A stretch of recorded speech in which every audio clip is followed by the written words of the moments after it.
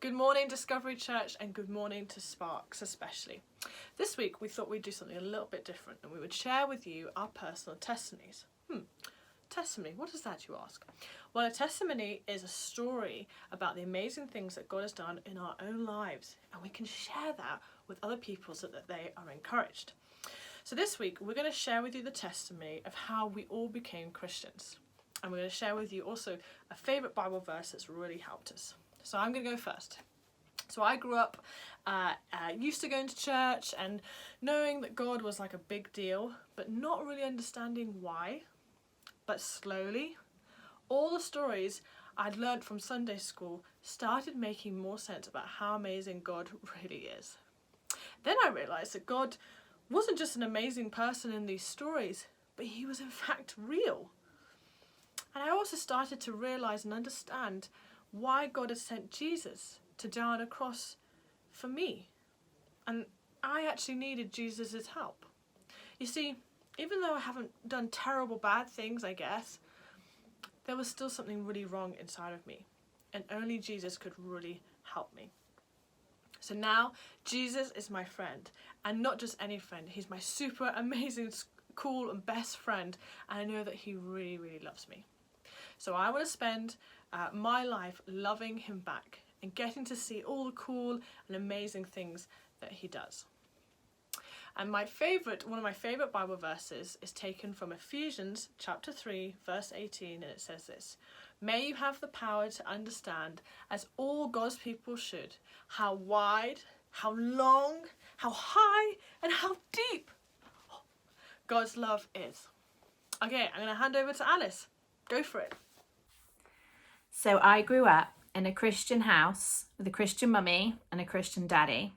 We always went to church and I always went to Sunday school, but I didn't always understand everything. I thought I was a Christian though, because I went to church and I always said my prayers. When I was 16, a lady visited my church and told us how she had grown up going to church too. But one day she'd realised that that wasn't enough. She had to make the choice all on her own to take Jesus into her heart. And I knew that I had to do the same thing too. So I told my pastor and she prayed with me. I gave my life to Jesus and took him into my heart. It's not always been easy, but Jesus has always been there with me to help me through. My favourite Bible verse is Proverbs 3, 5 and 6.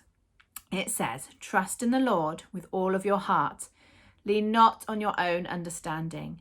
In all of your ways acknowledge him, and he will make your path straight."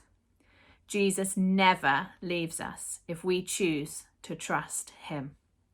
Hey Jemima, how did you come to know Jesus? Thank you, Alice. Amazing.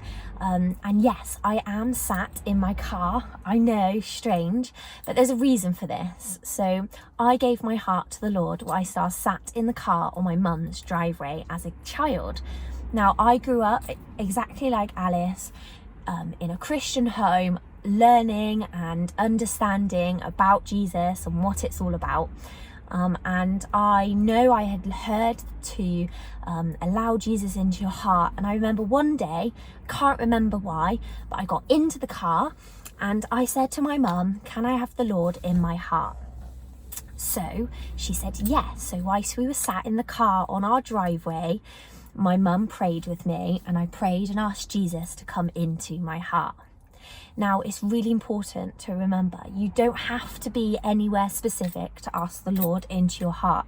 You can be at home, even stood in a shopping queue, you can be in your car, as long as it's heartfelt and you really, really believe you want Jesus into your heart, you can ask him anywhere, anytime.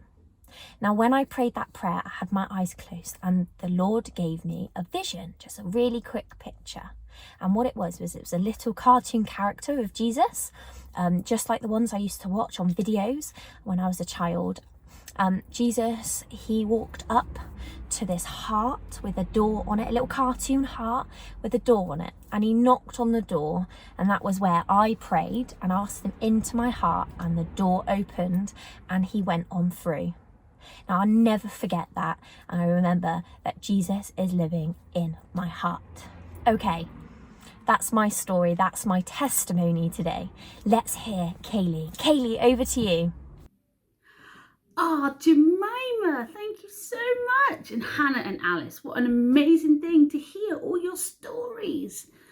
Oh, it's so good to tell our story about what we know about Jesus and how Jesus has made our lives different. And I used to think mine was boring because my story, I didn't even have a day that I could tell you when I became a Christian. It was more like I made lots of little decisions and decide every day that I'm just gonna love Jesus and try and become like him. And I remember being about 11 and I was going to Sunday school, and I remember being so confused by all the questions I wanted to ask and the answers that I didn't understand. And I used to think I had to understand all these things before I became a Christian. And then the Sunday school teacher said to me, you don't have to understand everything, you just have to trust in Jesus and try and become more like him every day.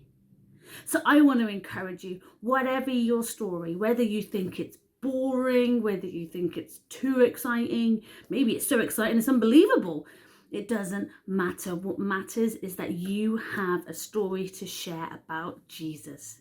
And in the book of Revelation, it says this verse, this is about the enemy, they defeated him by the blood sacrifice of the Lamb and by the message of God that they told people.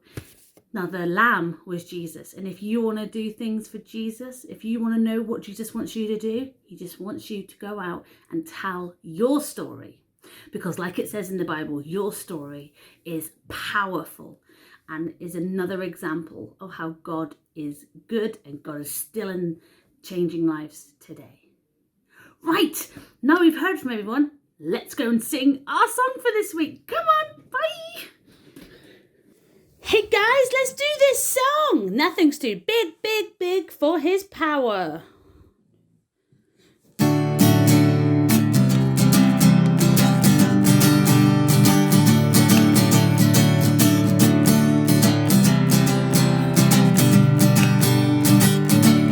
Nothing's too big, big, big for his power.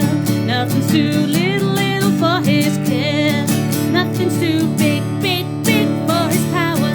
Nothing's too iddly widdly for his care. Nothing's too big, big, big for his power.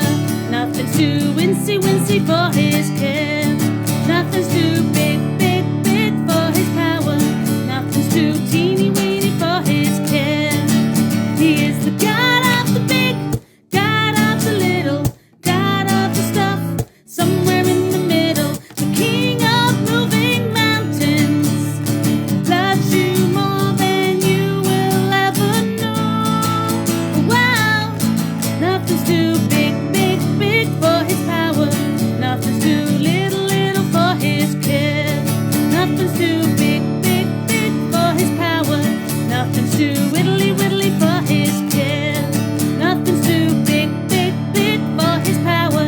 Nothing's too wincy, wincy for his care. Nothing's too big, big, big for his power. Nothing's too teeny weeny for his care. He is the God of the big, God of the little, God of the stuff, somewhere in the middle, the King of moving mountains, loves you more than you will ever know. Wow, nothing's too